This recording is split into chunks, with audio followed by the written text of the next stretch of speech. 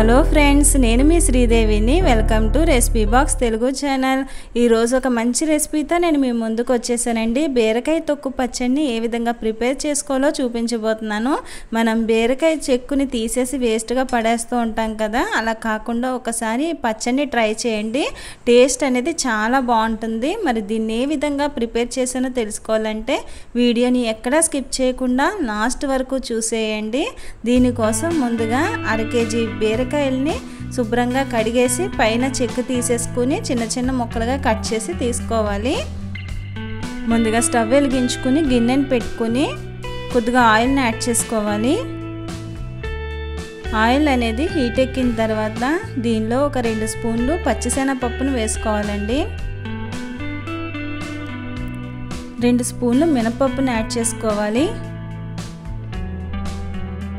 దీనిలో ఒక 2 స్పూన్లు నువ్వులను యాడ్ చేసుకుందాము. నువ్వులు యాడ్ చేసుకోవడం వల్ల పచ్చడికి మంచి కమ్మదనం అనేది వస్తుందండి. దీనిలోకి 5-6 ఎండుమిర్చిని కారాన్ని బట్టి యాడ్ చేసుకోండి. నేను ఇది రైస్లోకి చేసే పచ్చడి కాబట్టి నేను ఎండుమిర్చిని యాడ్ చేసుకున్నాను. మీరు చట్నీగా చేసుకోవాలనుకుంటే పచ్చిమిరపకాయలు యాడ్ చేసుకోండి, టేస్ట్ బాగుంటుంది. ఇప్పుడు దీనిలోకి 1 స్పూన్ జీలకర్రను కూడా యాడ్ చేసుకుని ఒకసారి వేయించేసుకుందాము. దంచుకున్న 7-8 వెల్లుల్లిపాయ రెబ్బలను కూడా ఇందులోకి యాడ్ చేసేసుకుందాము. ఇవన్నీ కూడా మంచిగా ఫ్రై అవ్వాలండి. ఫ్రై అయిపోయాయి. ఇప్పుడు స్టవ్ ఆఫ్ చేసేసుకుందాము. దీన్ని ఒక ప్లేట్లోకి తీసేసుకుందాం.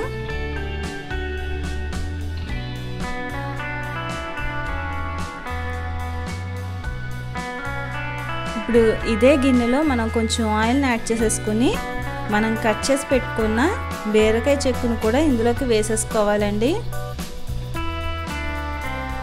మంటని లో ఫ్లేమ్లో పెట్టుకునే దీన్ని ఫ్రై చేసుకోవాలి.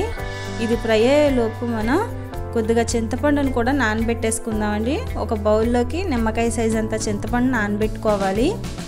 ఇప్పుడు దీనిలో ఒక 1/2 స్పూన్ పసుపుని యాడ్ చేసుకుని మరొక 2-3 నిమిషాల సేపు వేయించుకోవాలి. వేగిపోయిందండి. స్టవ్ ఆఫ్ చేసేసుకుందాం. ఇప్పుడు ఒక మిక్సీ జార్లోనికి మనం వేయించి పెట్టుకున్న ఈ పోపు అంతా కూడా వేసేసుకోవాలి.